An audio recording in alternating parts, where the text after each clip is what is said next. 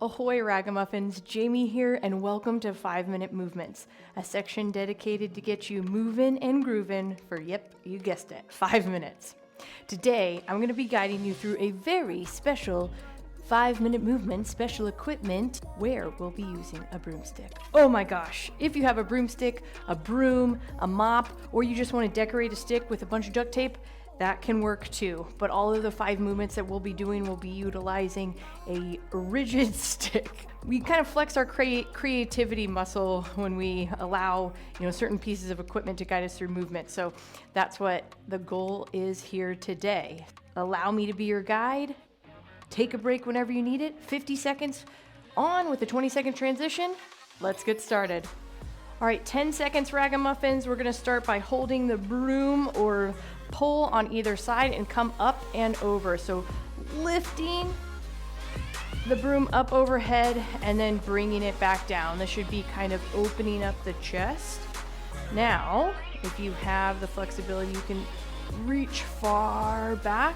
So use whatever range of motion you have available for you today. You can also, if you have the ability to grab wider, grab shorter, come up, squeeze, and back down, up, squeeze, open up the chest, and come back down. Breathing. Maybe you want to walk forward when you open up, step side to side. Add any lower body movement that feels good for you today. 5 seconds, maybe some neck movement. And whew. All right, the next one we're going to be doing is adding this up overhead, just soft on the neck. You can hold it with hands here or wrap your elbows around it. We're gonna be coming into rotation. So again, whatever feels accessible for you today, rotation, and go. Allowing that broom to kind of be your guide as you rotate. The more rigid, or when you have your hands along it, and can have a kind of just a more rigid feeling as you come side to side. You can also bend those knees and maybe come into one side more so, and then bend the knees, come into the other side. So that's kind of a different motion, like right and left, or stay here with soft knees, side to side, getting in that torso rotation here. I didn't know how good this was gonna feel when I was programming it. Liking this. And see, since it's not a broom or a mop, I'm not even enticed to mop or sweep later. 3. And all right, this next one, we're gonna take 20 seconds. I'm gonna explain this here. We're gonna come into side to sides. So it can be the same thing where you grasp on the hand, and we're gonna come down here. We're really gonna focus on those obliques. 10 seconds to start, or you can reach up and bring it into a side to side here. So with whatever one you choose, or in between, maybe you're here, coming down and breathing. You want to focus on that elongation of the side, kind of oblique, down and up, or you're here, down and up. Anytime you feel a movement and you're like, oh, that feels really good, I kind of want to stay in that, go ahead and you can have kind of a static stretch there by staying in that stretch. It's like you're between 2 window panes, and then you're coming side to side on one. Side to side, reaching up. Remember, you can be up and over and have more of a lat movement. Stretch there. I'm gonna do this every day. 2 and 1.